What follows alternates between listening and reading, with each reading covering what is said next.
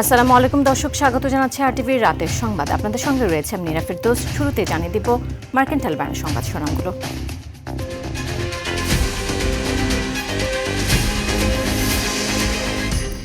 পদত্যাগ না করার ঘোষণা পশ্চিমবঙ্গের মুখ্যমন্ত্রী মমতার। ভোট লুটের অভিযোগ, গেরুয়া শিবিরে উল্লাস, বিভিন্ন স্থানে সহিংসতা। পশ্চিমবঙ্গের সরকার পরিবর্তনের পর পুশিন হলে পাল্টা ব্যবস্থা নেবে ঢাকা, জানালেন পররাষ্ট্রমন্ত্রী। জুনে চীন সফরে যেতে পারেন প্রধানমন্ত্রী। যুক্তরাষ্ট্রের সঙ্গে বাণিজ্য চুক্তি নিয়ে উদ্বেগের কিছু নেই, জানালেন বাণিজ্য মন্ত্রী। কোনো ধারা দেশের স্বার্থের বিরুদ্ধে গেলে সংশোধন। 1 বছরের মধ্যে স্থানীয় সরকার নির্বাচন, ডিসির সম্মেলনে মির্জা ফখরুল। দেশের কোথাও এখন লোডশেডিং নেই, দাবি বিদ্যুৎ মন্ত্রীর। এবং শাপলা হত্যাকাণ্ডে নিহত 58 জনের পরিচয় শনাক্ত, জানালেন চিফ প্রসিকিউটর। দ্রুত বিচার শেষ করার দাবি এনসিপি।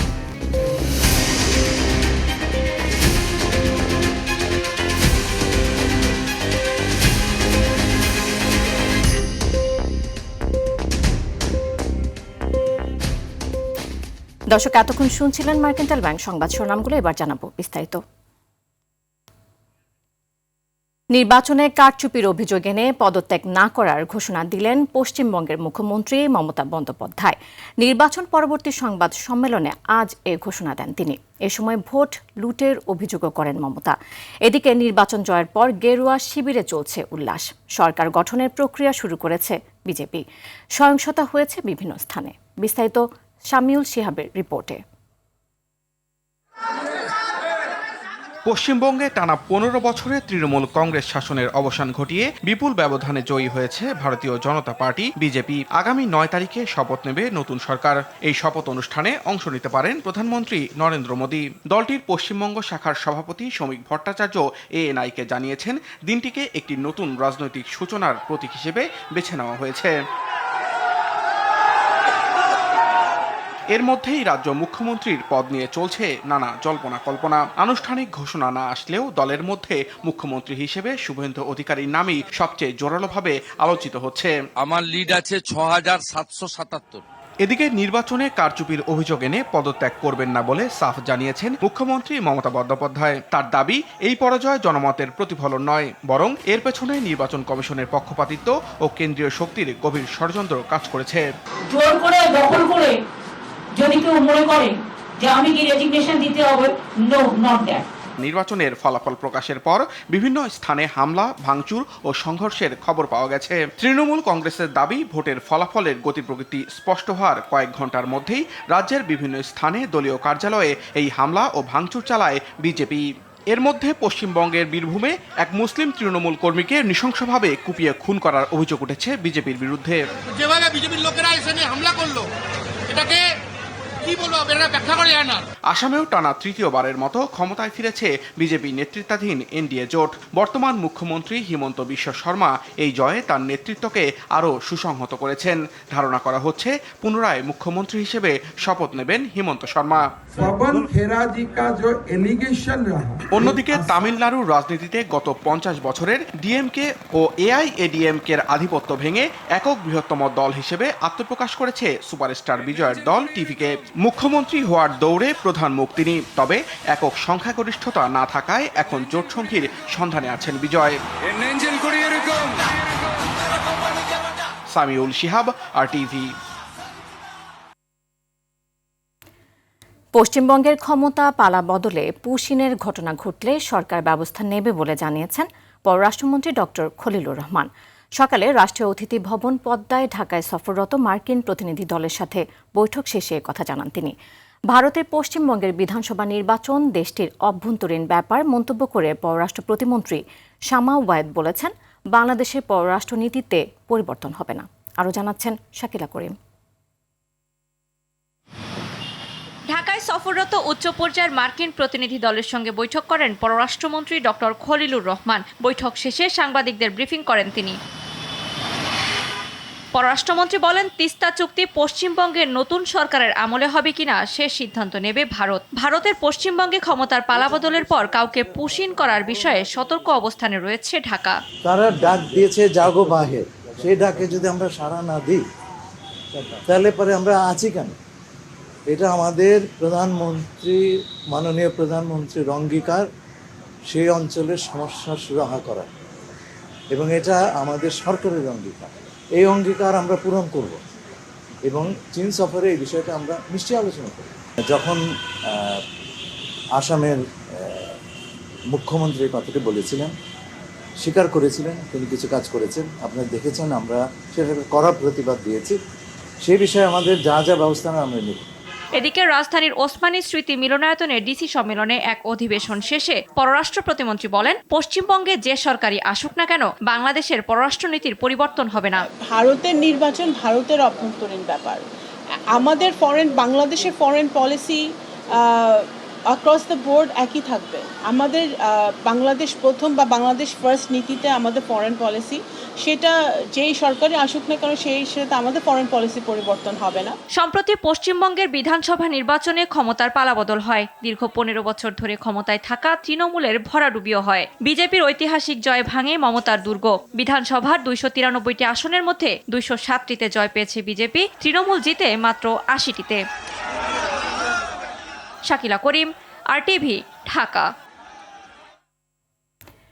সংশোধনের সুযোগ আছে, তাই মার্কিন যুক্তরাষ্ট্রের সাথে চুক্তি নিয়ে আতঙ্কিত না হওয়ার আহ্বান জানিয়েছেন বাণিজ্যমন্ত্রী খন্দকার আব্দুল মুক্তাদির। সকালে সচিবালয়ে যুক্তরাষ্ট্রের assistant trade representative for south and central Asia Brendan লিঞ্চের নেতৃত্বে প্রতিনিধি দলের সঙ্গে সাক্ষাৎ শেষে তিনি একথা জানান চুক্তিতে বাংলাদেশের স্বার্থবিরোধী হলে সেটি সংশোধনের বিধানও এই চুক্তির মধ্যে আছে। বাণিজ্যমন্ত্রী বলেন, যুক্তরাষ্ট্র 301 ধারার অধীনে বিভিন্ন দেশের ক্ষেত্রে যে বাণিজ্য তদন্ত শুরু করেছে, বাংলাদেশের ক্ষেত্রে তা না হলেই ভালো হতো। এদিকে এই বৈঠক শেষে বন ও পরিবেশ মন্ত্রী আব্দুল আওয়াল মিন্টু বলেন, চুক্তিতে পরিবেশ নিয়ে অসম কিছু নেই।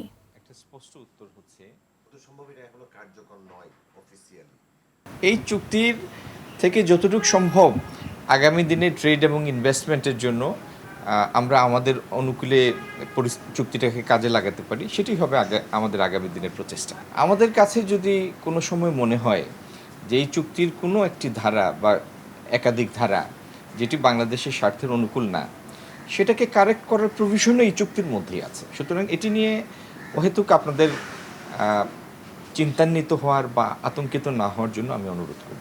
আমাদের মন্ত্রণালয়ের সাথে যেই 2-3টা ক্লজ আছে, সেটার ভিতরে আমি কোনো অসম কিছু দেখি না। ওইটা আমরাও চাচ্ছি যে, যেটা ওনারাও চাচ্ছে, যে এনভায়রনমেন্ট রিলেটেড লগুলো আরও যেন ভালোভাবে বাস্তবায়ন করা হয়।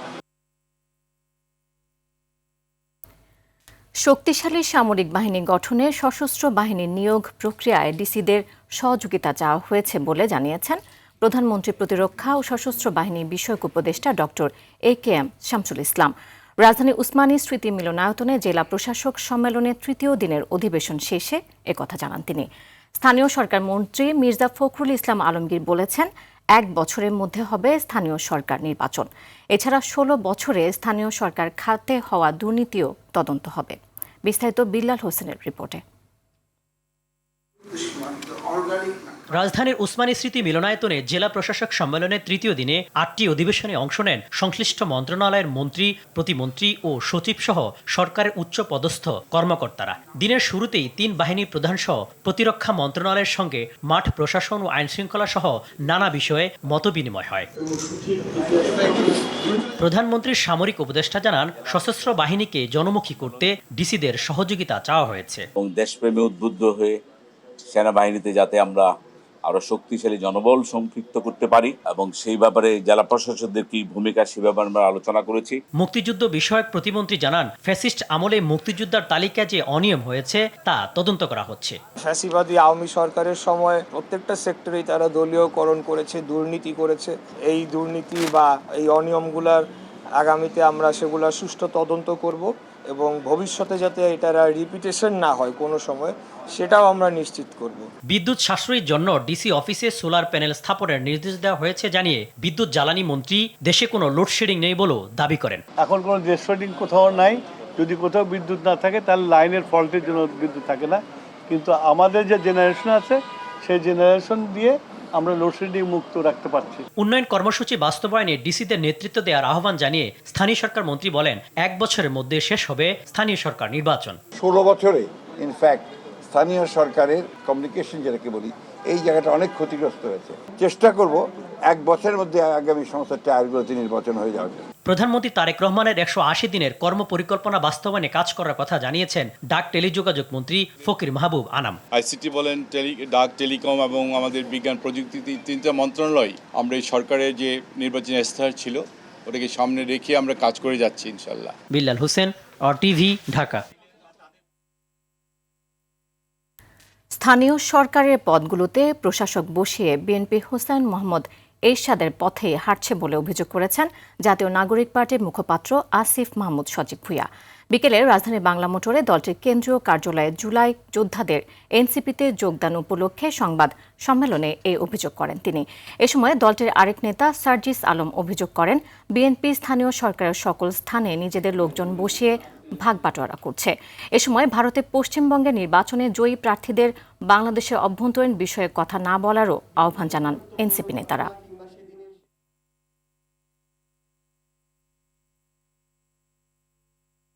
অযোগ্য, নির্বাচনে পরাজিত যেই ধরনের নেতাকর্মী যারা আছে তাদেরকে দিয়ে তারা এখন জেলা পরিষদ, সিটি কর্পোরেশন পরিচালনা করছে এবং স্থানীয় সরকারের এই গুরুত্বপূর্ণ কেন্দ্রগুলোকে তারা নিজেদের ভাগ বাটোয়ারা আর লুটপাটের, চাঁদাবাজির একটা সেক্টর বানানোর চেষ্টা করছে।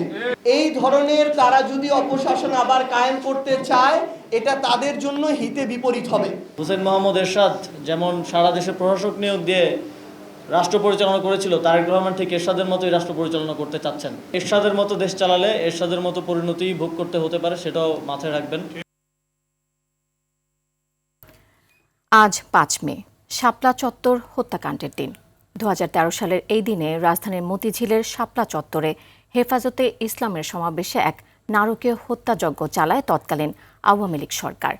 ক্ষমতায় টিকে থাকতে এবং ভিন্ন মত দমনের অংশ হিসেবে চালানো হয় এই হত্যাকাণ্ডের শিকার মানুষের সঠিক সংখ্যা না থাকলেও বিভিন্ন সংস্থার দাবি এতে প্রাণহানি হয়েছে কয়েকশো।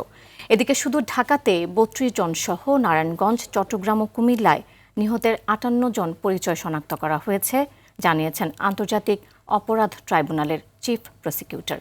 জিএম মাহমুদের রিপোর্টে দেখুন বিস্তারিত। 2013 সালের 5 মে মহাসমাবেশে অংশ নিতে রাজধানীর মতিঝিলের শাপলা চত্বরে অবস্থান নেয় হেফাজতে ইসলামের নেতা, কর্মী, সমর্থকরা। দলটির কর্মসূচি ঘিরে 3 ভর চলে উত্তেজনা ও সহিংসতা। পরিস্থিতি সামাল দিতে হেফাজতের কর্মীদের শক্ত অবস্থান ভাঙতে রাতে পুলিশ, র্যাব ও বিজিবি মিলে চালানো হয় অপারেশন ফ্ল্যাশ আউট নামে যৌথ অভিযান। এতে বহু মানুষ হতাহত হয়, যা গোপন করার অভিযোগ তৎকালীন আওয়ামী লীগ সরকারের বিরুদ্ধে। ঘটনার 13 বছরেও জানা যায়নি হতাহতের প্রকৃত সংখ্যা। 24-এর গণঅভ্যুত্থানে আওয়ামী লীগ সরকারের পতন হলে এই ঘটনায় আন্তর্জাতিক অপরাধ ট্রাইব্যুনালে মামলা হয়। অভিযোগের তদন্তে নামে প্রসিকিউশন। তদন্তে শুধু ঢাকাতেই 32 জন সহ নারায়ণগঞ্জ, চট্টগ্রাম ও কুমিল্লায় 58 জন নিহতের প্রমাণ পাওয়া গেছে জানায় চিফ প্রসিকিউটর। প্রায় 58 জনের নিহত হওয়ার ঘটনা আমরা শনাক্ত করতে পেরেছি এবং তাদের পরিবারের, নিহতদের পরিবারের সদস্যদের সাথে কথাবার্তা হয়েছে। শেষ পর্যায়ে মামলার তদন্ত। এতে তৎকালীন সরকার প্রধান শেখ হাসিনা সহ অন্তত 30 জনকে অভিযুক্ত করে প্রতিবেদন দাখিলের প্রস্তুতি চলছে বলেও জানান তিনি। সরকার প্রধান থেকে শুরু করে তৎকালীন বাহিনী প্রধান, কমিশনার, পুলিশ কমিশনার সহ অনেকেই এটার সাথে জড়িত থাকতে পারে। তবে আমাদের এই মামলাটির তদন্ত কাজ প্রায় 90% আমাদের সমাপ্ত হয়ে গেছে। এর আগে সোমবার ট্রাইব্যুনাল পরিদর্শনে এসে আইনমন্ত্রী জানান, এ হত্যাকাণ্ডের বিচারে সরকারের সহযোগিতা অব্যাহত থাকবে। প্রসিকিউশন টিম যখন কাজ করছে এটা সরকারি নীতির বাইরে, তো গভর্নমেন্টের পলিসি আছে বলে প্রসিকিউশন টিম তাদের নিজস্ব গতিতে এগিয়ে যাচ্ছে। আসছে 7 জুন বিচারপতি গোলাম মর্তুজা মজুমদারের নেতৃত্বাধীন ট্রাইব্যুনাল 1-এ মামলার প্রতিবেদন দাখিলের জন্য দিন নির্ধারণ রয়েছে। এ মামলায় গ্রেপ্তার হয়ে ইতিমধ্যে কারাগারে আছেন সাবেক স্বরাষ্ট্র প্রতিমন্ত্রী শামসুল হক টুকু, সাবেক আইজিপি শহীদুল হক সহ অন্তত 6 জন। GM Mahmud, RTV, Dhaka.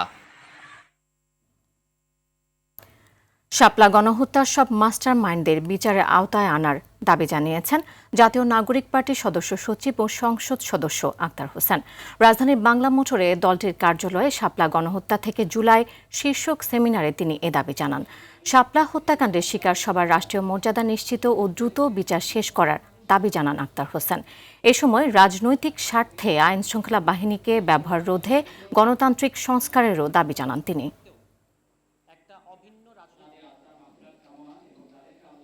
শাপলা গণহত্যার যারা মাস্টার মাইন্ড ছিল তাদেরকে অবশ্যই বিচারের আওতায় নিয়ে আসতে হবে।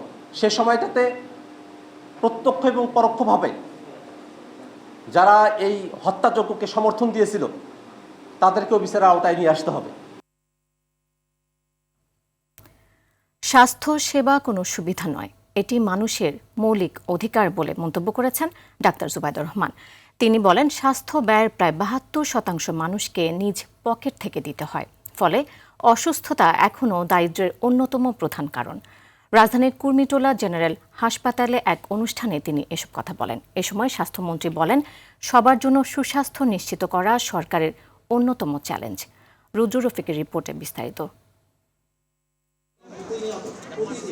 রাজধানীর কুর্মিটোলা জেনারেল হাসপাতালে আয়োজন করা হয় স্বাস্থ্যসেবায় সমতা প্রতিষ্ঠায় ঢাকা ১৭ আসনের নির্বাচনী প্রতিশ্রুতি বাস্তবায়ন শীর্ষক মতবিনিময় সভা। এতে যোগ দেন প্রধানমন্ত্রীর সহধর্মিণী ডাক্তার জুবাইদা রহমান, স্বাস্থ্যমন্ত্রী, প্রতিমন্ত্রী, তথ্যমন্ত্রী, জনপ্রশাসন প্রতিমন্ত্রী সহ স্বাস্থ্য খাতের গুরুত্বপূর্ণ ব্যক্তিরা। আমাদের কথাগুলো শুনতেন। তথ্য ও সম্প্রচার মন্ত্রী জহিরুদ্দিন স্বপন বলেন, প্রত্যেক নাগরিকের প্রাথমিক স্বাস্থ্যসেবা নিশ্চিতে কাজ করছে সরকার। আমরা আশাবাদী যে বাংলাদেশে আমাদের এই আমলে একটা দ্রুত গুণগত পরিবর্তন আসবে, চিকিৎসা ক্ষেত্রে একটা মৌলিক সমতা প্রতিষ্ঠা করা। এ সময় স্বাস্থ্যমন্ত্রী সরদার সাখাওয়াত হোসেন বলেন, প্রধানমন্ত্রী একটি দায়বদ্ধতার রাজনীতির নতুন মেরুকরণ করতে চান। সকলের জন্য সুস্বাস্থ্য নিশ্চিত করাই এখন সরকারের জন্য চ্যালেঞ্জ।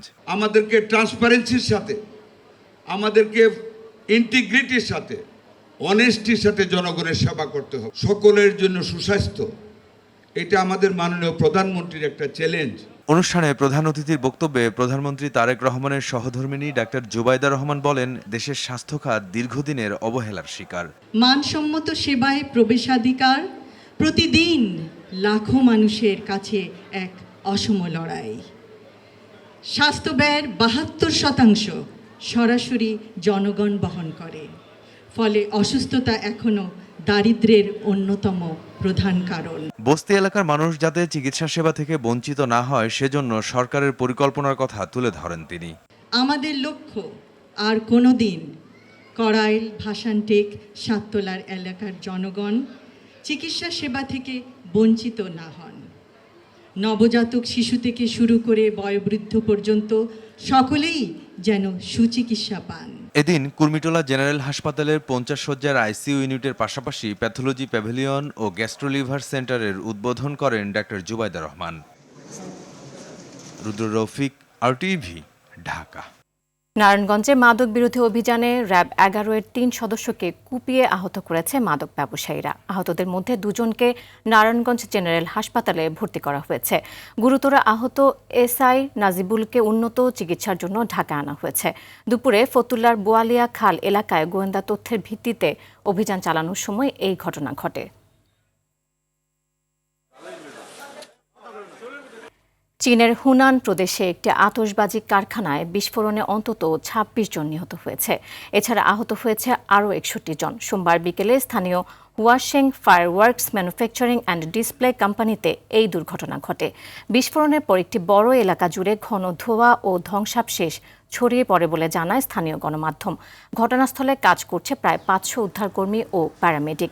এই ঘটনায় দ্রুত পূর্ণাঙ্গ তদন্ত করে দায়ীদের শাস্তির আওতায় আনার নির্দেশ দিয়েছেন president Xi Jinping. Do topo ficou mais difícil. Sob Xi Jinping, o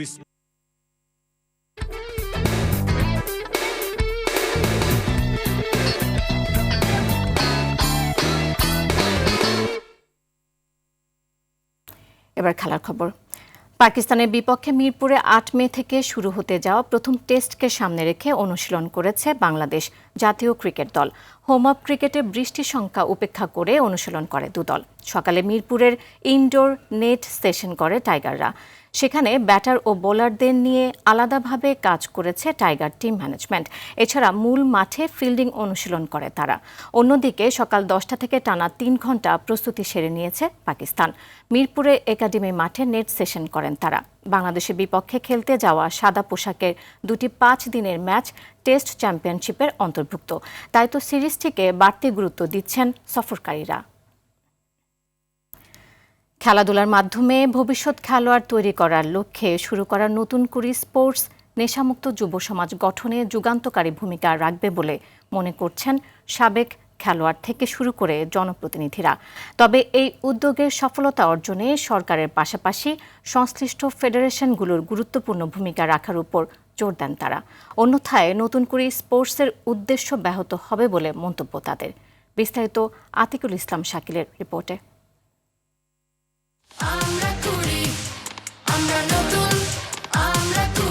সম্প্রতি জমকালো আয়োজনের মধ্য দিয়ে নতুন করে স্পোর্টসের উদ্বোধন করেন প্রধানমন্ত্রী তারেক রহমান। গ্রাম থেকে শহর সর্বত্র ছড়িয়ে থাকা 12 থেকে 14 বছরের প্রতিভাবান ক্রীড়াবিদদের খুঁজে বের করতেই মূলত এই উদ্যোগ, যা ইতিবাচক হিসেবেই দেখছে বিভিন্ন মহল। শহরে তো বটেই, প্রান্তিক অঞ্চলের তরুণদের জন্যও নতুন করে স্পোর্টসকে বড় সুযোগ বলে মনে করা হচ্ছে। নেশা সবচেয়ে বেশি ক্ষতি করে আমাদের শহর অঞ্চলে, আমাদের যুব সমাজ, আমাদের কোমলমতি ছাত্ররা এই নেশার সাথে জড়িত হয়ে গেছে খেলাধুলা না থাকার কারণে।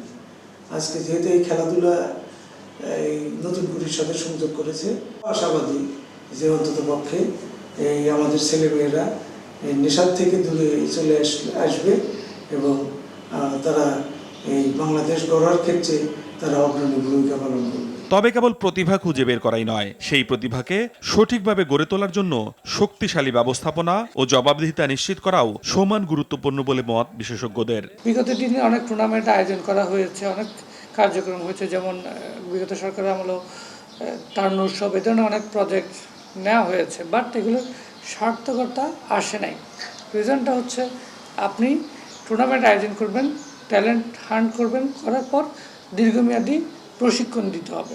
তারা সারা বছর প্রশিক্ষণে থাকবে, তারপর টুর্নামেন্টগুলোতে অ্যাটেন্ড করবে এবং ইয়ুথ লেভেলে ইন্টারন্যাশনাল গেমসগুলো তারা খেলতে হবে। তাহলে কবে ইন্টারন্যাশনাল যে একটা কম্পিটিশন আছে, স্ট্যান্ডার্ডটা আছে, তাদের মধ্যে আয়ত্ত হয়ে যাবে। বিশেষজ্ঞদের মতে নতুন করে স্পোর্টসের সফলতা নির্ভর করছে ফেডারেশনের সাথে সরকারের সঠিক সমন্বয়ের ওপর। আর তেমনটি হলে নতুন করে স্পোর্টস হতে পারে দেশের ক্রীড়াঙ্গনে যুগান্তকারী এক মাইল ফলক উদ্যোগ। আতিকুল ইসলাম শাকিল, RTV, ঢাকা। নতুন করে প্রতিযোগিতায় অংশ নিয়ে বাড়ি ফেরার পথে সড়ক দুর্ঘটনায় গুরুতর আহত খুদে ক্রীড়াবিদ সোহাদার চিকিৎসার যাবতীয় দায়িত্ব গ্রহণ করেছেন যুব ও ক্রীড়া প্রতিমন্ত্রী আমিনুল হক। আজ সকালে ঢাকার জাতীয় নিউরো সায়েন্স হাসপাতালে চিকিৎসাধীন সোহাদাকে দেখতে যান ও তার চিকিৎসার খোঁজ খবর নেন প্রতিমন্ত্রী। পরে তিনি ঘোষণা দেন, এই ক্ষুদে প্রতিভার চিকিৎসার সম্পূর্ণ ব্যয় তিনি ব্যক্তিগতভাবে এবং যুব ও ক্রীড়া মন্ত্রণালয়ের পক্ষ থেকে বহন করা হবে। একই সঙ্গে তার দ্রুত সুস্থতার জন্য সর্বোচ্চ চিকিৎসা নিশ্চিত করার নির্দেশও দিয়েছেন তিনি।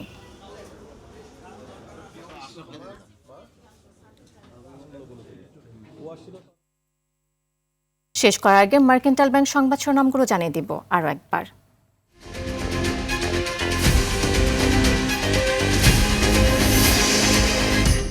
পদত্যাগ না করার ঘোষণা পশ্চিমবঙ্গের মুখ্যমন্ত্রী মমতার ভোট লুটের অভিযোগ।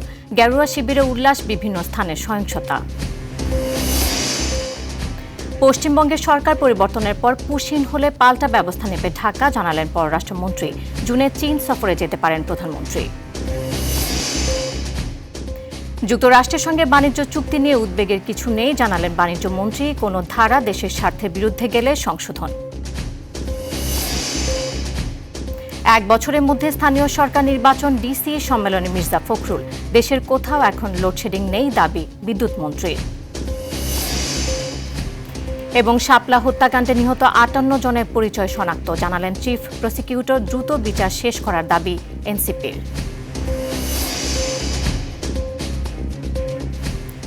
দর্শক, রাতের সংবাদ এ পর্যন্তই। মধ্যরাতের সংবাদ 1টায় দেখার আমন্ত্রণ রইল। এতক্ষণ সাথে থাকার জন্য ধন্যবাদ সবাইকে।